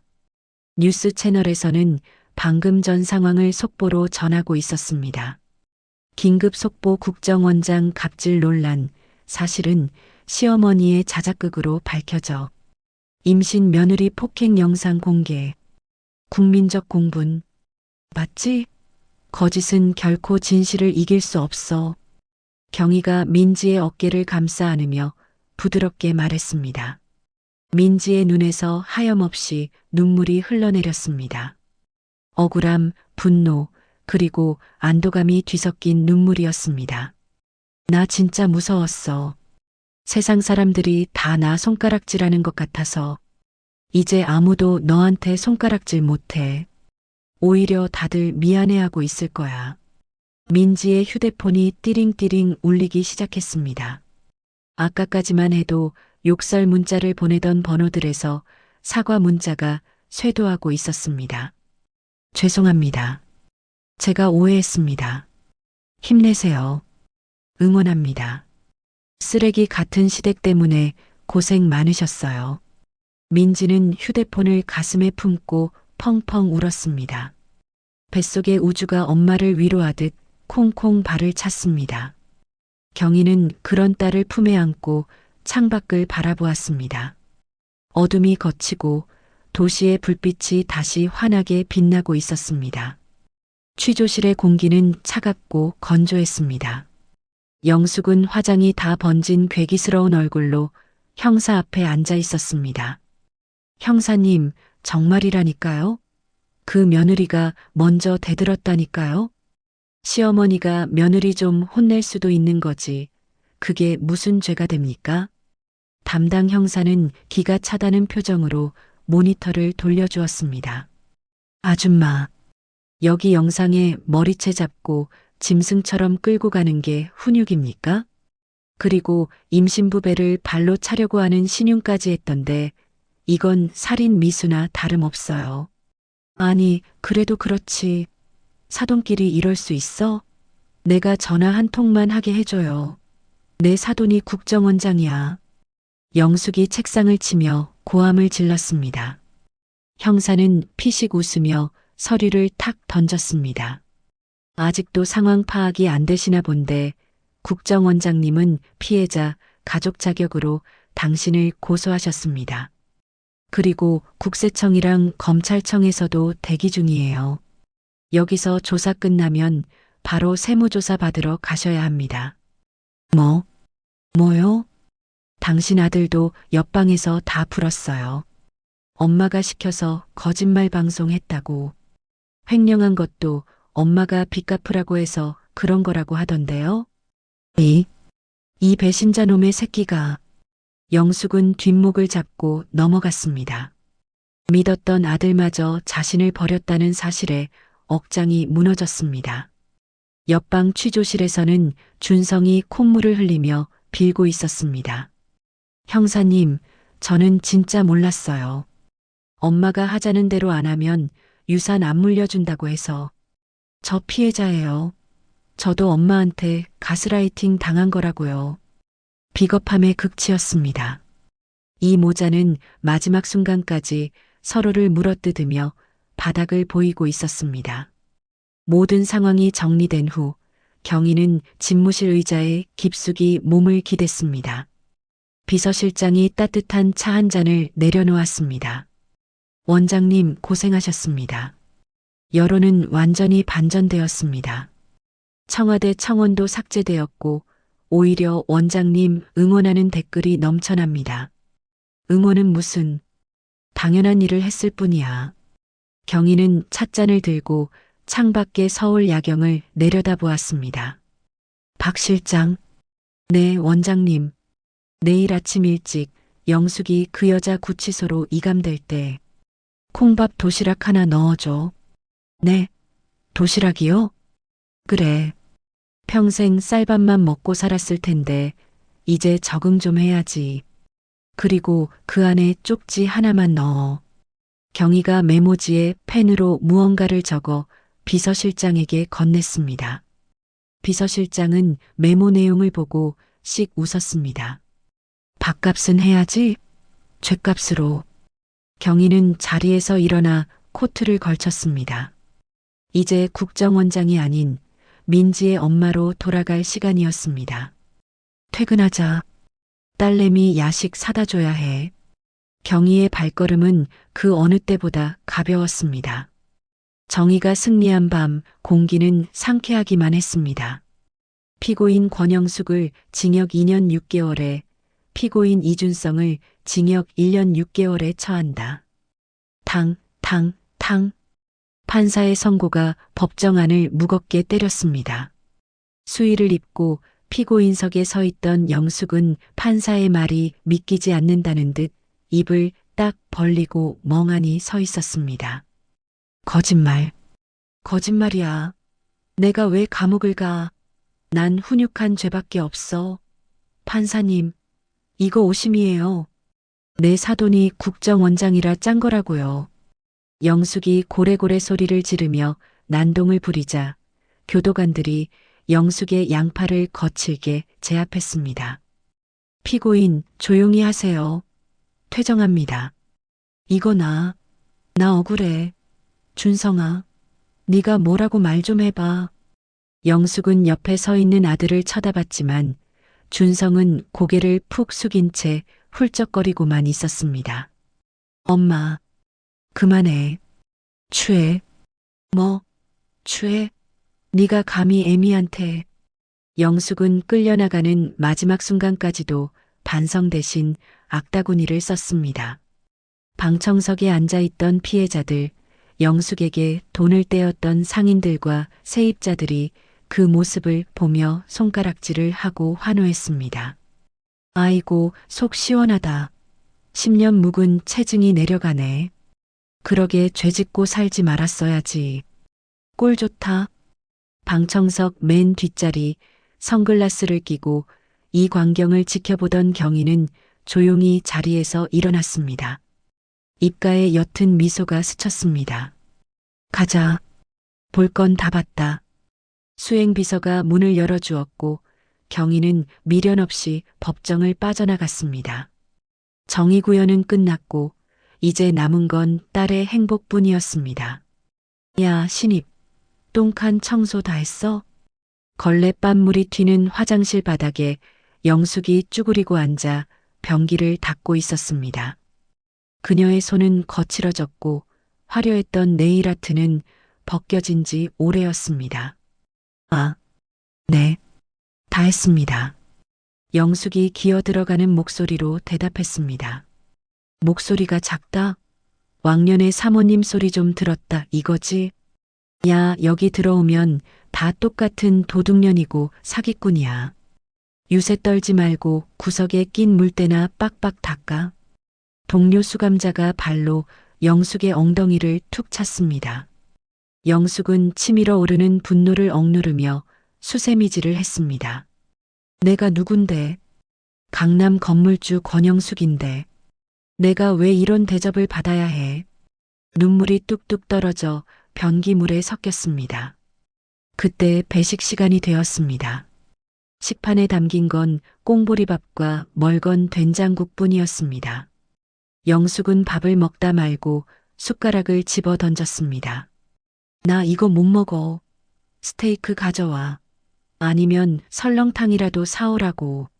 하지만 돌아온 건 교도관의 차가운 경고뿐이었습니다. 1038번.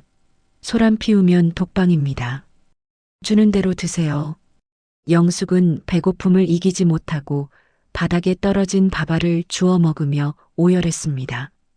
자신이 며느리에게 던졌던 그 귤, 며느리에게 먹이지 않았던 그 따뜻한 밥 한 끼가 사무치게 생각나는 밤이었습니다. 하지만 후회하기엔 너무 늦어버렸죠. 화려한 샹들리에가 빛나는 호텔 그랜드 볼룸. 입구에는 한우주 첫돌이라는 예쁜 팻말과 함께 민지와 우주가 환하게 웃고 있는 사진이 놓여 있었습니다. 어머, 민지야. 너무 예쁘다. 우주도 엄마 닮아서 인물이 훤하네. 하객들의 축하 인사가 끊이지 않았습니다. 민지는 우아한 한복을 입고 손님들을 맞이했습니다. 예전에 위축되고 주눅든 모습은 찾아볼 수 없었습니다. 당당하고 기품 있는 엄마의 모습이었죠. 와주셔서 감사합니다. 맛있게 드시고 가세요. 단상 위에서 돌잡이 행사가 시작되었습니다. 사회자가 마이크를 잡고 분위기를 띄웠습니다. 자, 우리 우주가 무엇을 잡을까요? 돈? 명주실? 아니면 판사봉? 우주는 방긋방긋 웃으며 상 위를 기어가더니 망설임 없이 마이크를 집어들었습니다. 와, 우리 우주 나중에 방송국 가려나 보네요. 아니면 엄마처럼 멋진 강연자가 되려나? 박수갈채가 쏟아졌습니다. 경희는 손주를 안고 볼에 뽀뽀 세례를 퍼부었습니다. 우리 강아지 뭐가 되든 할머니가 다 밀어줄게. 건강하게만 자라다오. 경희의 눈가가 촉촉해졌습니다. 지옥 같았던 시간을 견뎌내고 이렇게 웃을 수 있다는 것 자체가 기적이었습니다. 민지는 엄마의 손을 꼭 잡았습니다. 엄마 고마워. 엄마 덕분이야. 아니야. 우리 딸이 강해서 이겨낸 거야. 두 모녀의 미소가 연회장을 환하게 밝혔습니다. 그곳엔 더 이상 시댁이라는 어두운 그림자는 존재하지 않았습니다. 1년 후 따스한 봄 햇살이 쏟아지는 통유리 건물. 민지는 이곳에서 꽃집과 미혼모 지원센터를 함께 운영하고 있었습니다. 꽃향기와 커피향이 어우러진 공간에서 민지는 앳된 얼굴의 미혼모와 상담을 하고 있었습니다. 저 혼자 아이를 키운다는 게 너무 무서워요. 사람들도 수군거릴 것 같고. 내담자가 고개를 숙이며 울먹였습니다. 민지는 따뜻한 유자차를 건네며 그녀의 손을 잡았습니다. 저도 그랬어요. 세상이 다 적으로 보이고 숨고만 싶었죠. 하지만 엄마는 강해요. 아이를 지키려는 마음만 있으면 뭐든 할 수 있어요. 제가 그리고 우리 센터가 도와드릴게요. 법률 지원부터 취업까지 혼자가 아니에요. 민지의 진심 어린 위로에 내담자의 표정이 한결 편안해졌습니다. 감사합니다. 선생님 말씀 들으니까 용기가 나요. 상담을 마치고 나온 민지는 앞치마를 고쳐 메고 꽃을 다듬었습니다. 가게 문이 열리고 경쾌한 종소리가 울렸습니다. 어서 오세요. 우주 플라워입니다. 밝게 인사하는 민지의 얼굴은 그 어느 꽃보다 활짝 피어 있었습니다. 자신이 겪은 고통을 자양분 삼아 타인의 상처를 치유하는 꽃으로 승화시킨 것입니다. 출소한 준성은 모자를 푹 눌러쓰고 전봇대 뒤에 숨어 민지의 가게를 훔쳐보고 있었습니다. 그의 몰골은 말이 아니었습니다. 정과자 기록 때문에 취업은커녕 알바 자리도 구하기 힘들었고 빚쟁이들에게 시달리며 고시원을 전전하고 있었죠. 유리창 너머로 민지가 직원들과 웃으며 꽃다발을 만드는 모습이 보였습니다.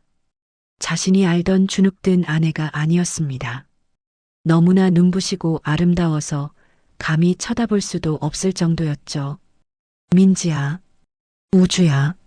준성은 용기를 내어 가게 쪽으로 발걸음을 옮겼습니다. 한 번만 빌면 받아주지 않을까? 우주 아빠잖아. 하지만 가게 입구에 다다르기도 전에 건장한 사내 두 명이 준성의 앞을 막아섰습니다. 경희가 붙여둔 사설 경호원들이었습니다. 이준성 씨 맞죠? 접근 금지 명령 잊으셨습니까? 100m 이내 접근 시 경찰 부릅니다. 아니. 그냥 멀리서 얼굴만 좀 보려고. 경호원은 싸늘한 눈빛으로 준성을 밀쳐냈습니다. 돌아가세요. 사장님은 당신 같은 사람 모릅니다. 한 번만 더 얼쩡거리면 그땐 공무집행 방해가 아니라 스토킹 처벌법으로 들어갑니다. 준성은 가게 안을 하염없이 바라보다가 결국 고개를 떨구고 돌아섰습니다. 민지가 환하게 웃는 모습이 창문에 비쳤지만 그 웃음은 이제 준성의 것이 아니었습니다. 자신이 걷어찬 복을 자신의 손으로 부숴버린 행복을 뼈저리게 후회했지만 되돌릴 방법은 없었습니다. 준성의 쓸쓸한 뒷모습 위로 차가운 봄비가 추적추적 내리기 시작했습니다. 비가 그치고 저녁 노을이 붉게 물들 무렵 경희가 퇴근길에 센터에 들렀습니다. 할머니, 어린이집에서 돌아온 우주가 아장아장 걸어와 경희의 품에 안겼습니다.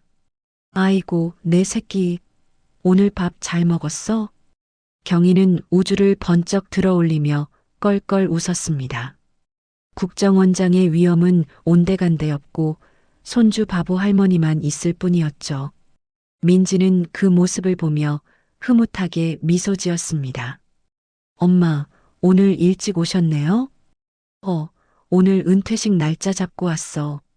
다음 달이면 나도 이제 진짜 백수다. 너네 가게 와서 꽃 다듬는 알바나 할까? 정말? 그럼 나야 좋지.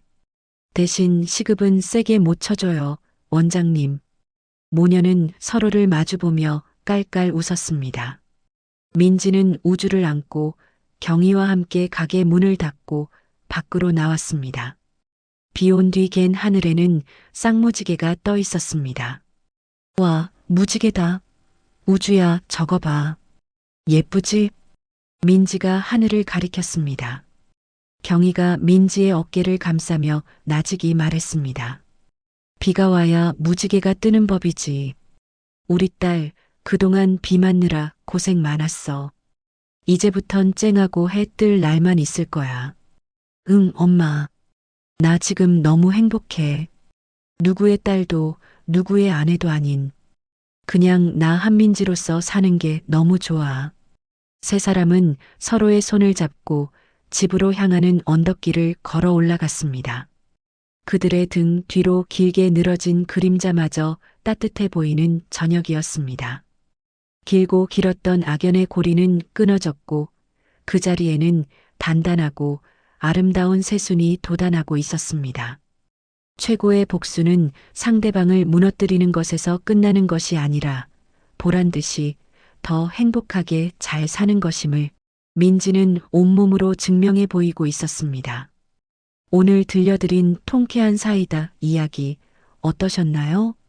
사람의 가치를 돈과 배경으로만 판단하던 시댁의 몰락을 보며 권선징악의 짜릿함을 느끼셨길 바랍니다. 스스로의 힘으로 일어선 민지와 그녀를 지켜준 든든한 엄마의 사랑이 긴 여운을 남깁니다.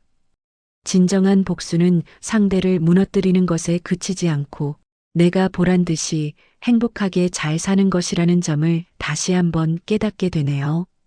여러분도 힘든 순간이 오더라도 곁에 있는 소중한 사람들을 믿고 주인공처럼 당당하게 웃으시길 응원합니다. 이야기를 끝까지 들어주신 분이 계시다면 잘 들었다고 댓글 하나만 남겨주세요. 지금까지 똑순이 사랑방이었습니다. 감사합니다.